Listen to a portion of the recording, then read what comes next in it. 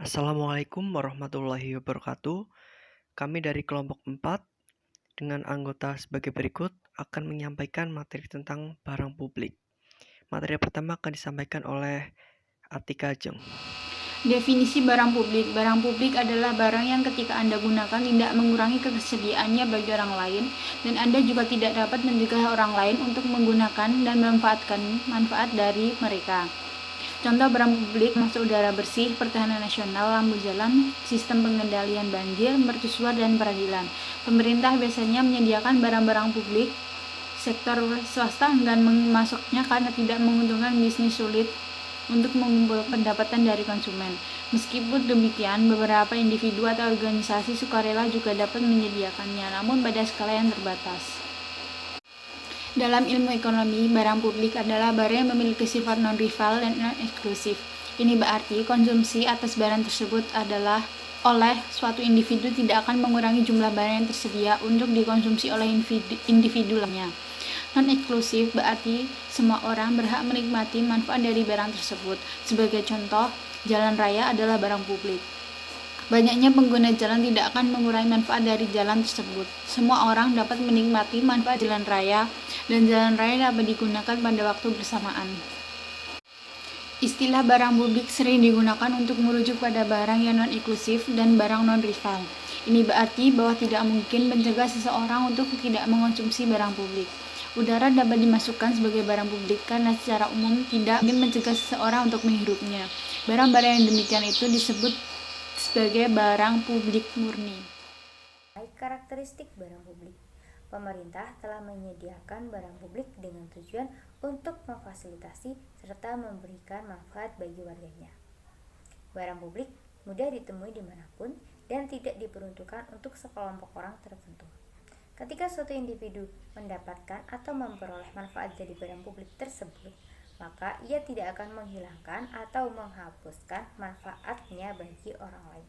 Contohnya, ketika ada angin puting beliung, alarm akan berbunyi, maka seorang individu tidak dapat memaksakan individu lain untuk tidak mendengarnya. Ada dua karakteristik utama dalam barang publik. Yang pertama adalah non-rivalitas atau non-rival rules, dan yang kedua adalah non-executable. Non-rivalitas. Ketika Anda menggunakan barang publik, itu tidak membatasi ketersediaannya untuk orang lain. Meskipun memiliki selera yang berbeda, kita memperoleh manfaat yang sama. Ambil kasus lampu jalan. Anda dan orang lain sama-sama menerima manfaat dari jalan ketika berkendara di jalan raya. Itu mungkin sedikit berbeda untuk jalan raya dan jalan tol. Ketika jalan raya telah penuh, itu mengurangi manfaat yang tersedia bagi orang lain. Sementara itu, untuk jalan tol, Anda harus membayar untuk dapat menggunakannya.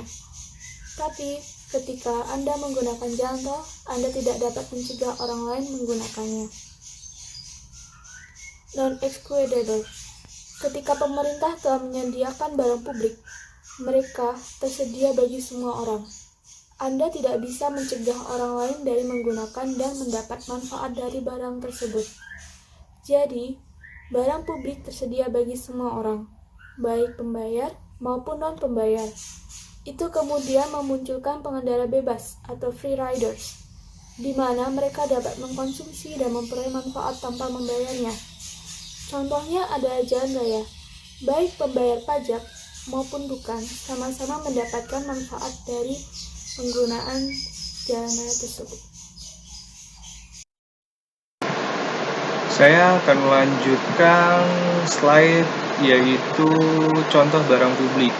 Pertahanan dan keamanan nasional. Pemerintah memberikan perlindungan kepada semua warga negara. Jika Anda melakukan pelanggaran lalu lintas, Anda tidak dapat melarang polisi untuk menghukum Anda. Meski Anda membayar pajak, begitu juga mereka yang tidak membayar pajak juga akan mendapatkan sanksi yang sama ketika melakukan hal yang sama. Lampu jalan, baik pengendara maupun warga sekitar mendapat manfaat dari cahaya lampu jalan. Warga mungkin iuran untuk membeli dan menyediakan lampu tersebut. Begitu juga pengendara mobil atau sepeda motor yang melewati jalan tersebut dapat menikmatinya tanpa harus membayar iuran. Udara bersih.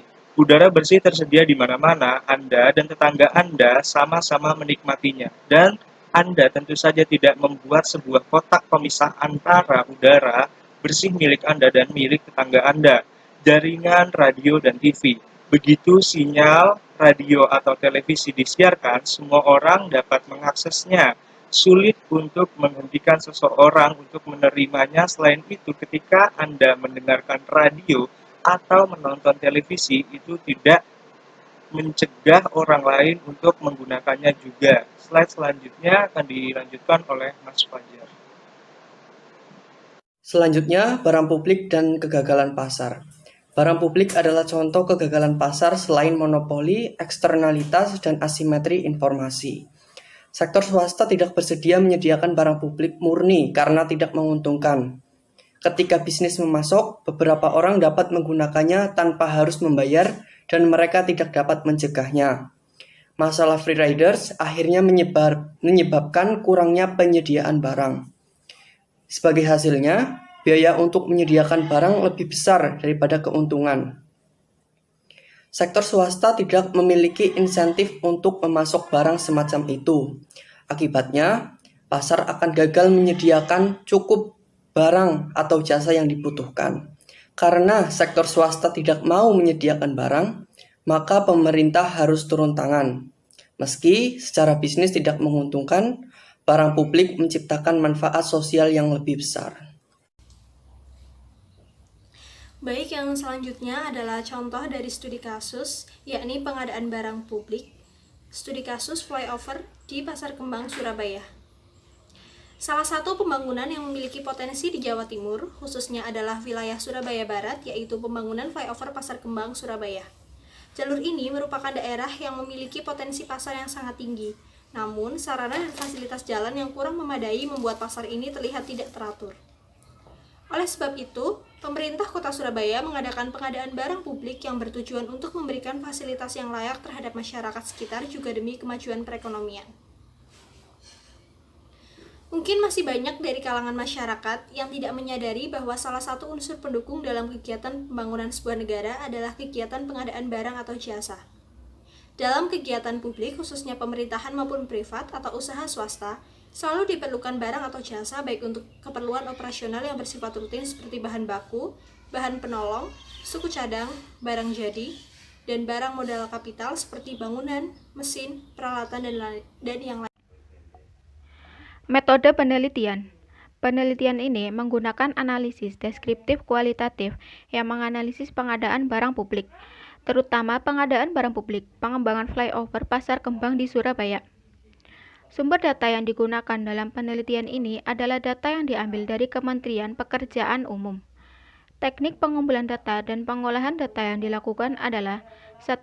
Observasi. Teknik ini melakukan pengumpulan data yang mengharuskan peneliti turun ke lapangan untuk mengamati hal-hal yang berkaitan dengan ruang, tempat, pelaku kegiatan, waktu, peristiwa, dan tujuan. 2. Interview. Wawancara ini ditujukan kepada pihak-pihak yang terkait dalam proses pembangunan flyover di Surabaya. 3. Dokumen review. Dokumen ini merupakan data yang memberikan inti menyangkut para partisipan penelitian yang menyediakan kerangka bagi data pribadi dalam perusahaan atau organisasi. Kumpulan data sekunder. Tahap awal dari pekerjaan ini adalah mengumpulkan data sekunder berupa data resum usulan pembangunan flyover di Pasar Kembang di Kota Surabaya, data jaringan jalan, data tata guna lahan sekitar, serta tingkat bangkitan perjalanan dari tata guna lahan serupa dengan yang diusulkan untuk daerah Surabaya. Data tersebut dipergunakan untuk menentukan wilayah kajian atau daerah dampak, membangun model jaringan jalan, serta menentukan wilayah kajian atau daerah dampak. Hasil review dokumen flyover Pasar Kembang, upaya pengelolaan lingkungan atau UPL, dan upaya pemantauan lingkungan atau UPL. A. Merumuskan bentuk langkah pencegahan, penanggulangan, dan pengendalian dampak negatif, serta meningkatkan dampak positif yang diakibatkan oleh kegiatan pembangunan flyover Pasar Kembang. B. Melakukan pemantauan lingkungan yang dipandang baik dan tepat untuk dilaksanakan oleh berbagai pihak yang berkepentingan di ruang dan waktu tertentu, sebagai akibat kegiatan-kegiatan pembangunan flyover Pasar Kembang. Indikasi rekayasa lalu lintas jembatan layar Pasar Kembang. A. Pengaturan perubahan jalan dan mengindikasikan kondisi sebelum dan sesudah flyover Pasar Kembang dibangun. 3. Rencana mutu proyek pembangunan flyover Pasar Kembang atau RMP. A. Mempersiapkan program rencana mutu pelaksanaan pekerjaan RMP pembangunan flyover Pasar Kembang agar dapat dikonstruksi yang tepat mutu, tepat waktu, dan tepat biaya. B. Untuk memperoleh bukti kesesuaian bahwa setiap tahapan kegiatan yang dilaksanakan dalam rangka proses pelaksanaan konsultan manajemen, konstruksi, dan supervisi memenuhi persyaratan yang ditetapkan melalui kegiatan inspeksi dan verifikasi oleh petugas yang berwenang. C. Sebagai pedoman untuk rencana mutu kontrak dan konsultan manajemen konstruksi dilaksanakan dengan baik. 4. Standar operasional prosedur atau SOP. A. Menghindari ketidakjelasan prosedur di dalam pelaksanaan pembangunan flyover Pasar Kembang. B. Menjamin terlaksananya seluruh proses pembangunan melalui prosedur yang benar, meliputi alur, persyaratan, kelengkapan, dan output yang dihasilkan, sehingga di dalam pelaksanaan pembangunan flyover Pasar Kembang dapat tercapai tepat waktu, tepat mutu, dan tepat biaya. 5. Analisis dampak lalu lintas atau ANDALALIN pembangunan flyover Pasar Kembang. A.